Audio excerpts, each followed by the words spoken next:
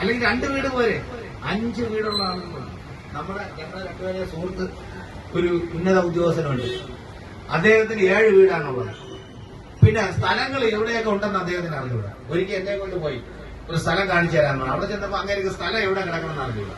ഇതാണ് സ്ഥിതി.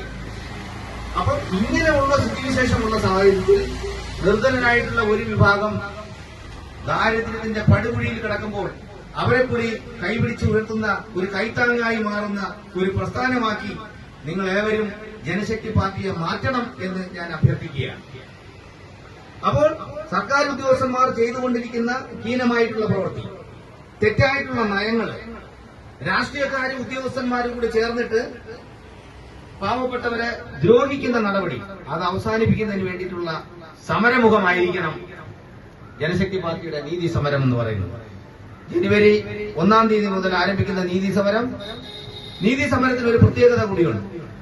ഇന്ന് ഒരിടത്ത് നടത്തിയിട്ട് നാളെ തൊട്ടടുത്ത് നടത്തണം, അങ്ങനെയല്ല. കേരളത്തിന്റെ അങ്ങോളം ഇങ്ങോളമുള്ള നമ്മൾക്ക് വിവിധ കമ്മിറ്റികളുണ്ട്. ആ ആവശ്യക്കാര്, ഉപഭോക്താക്കൾ, ഇതിന്റെ ആവശ്യക്കാർ കൂടി മുന്നോട്ട് വരുന്ന സാഹചര്യത്തിൽ അവർ പറയുന്ന സ്ഥലങ്ങളിലാണ് നമ്മൾ നീതി സമരങ്ങൾ നടത്തുന്നത്.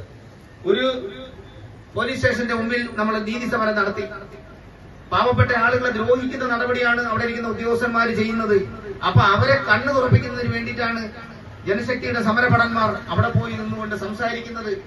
സാധാരണക്കാരെ സംരക്ഷിക്കുന്നതിന് വേണ്ടിയിട്ടുള്ള ഭരണഘടനാപരമായിട്ടുള്ള കാര്യങ്ങൾ ചെയ്തു തരുന്നതിന് വേണ്ടിയിട്ടുള്ള ഉദ്യോഗസ്ഥന്മാര് ഭരണഘടനാ ലംഘനങ്ങൾ നടക്കുമ്പോൾ, നീതി നിഷേധങ്ങൾ നടത്തുമ്പോൾ അതിനെതിരെ ശക്തമായി നമ്മൾ പ്രതികരിച്ച് സംസാരിക്കുമ്പോൾ തീർച്ചയായിട്ടും അവരുടെ കണ്ണു തുറക്കാനുള്ള സാധ്യതയുണ്ട്.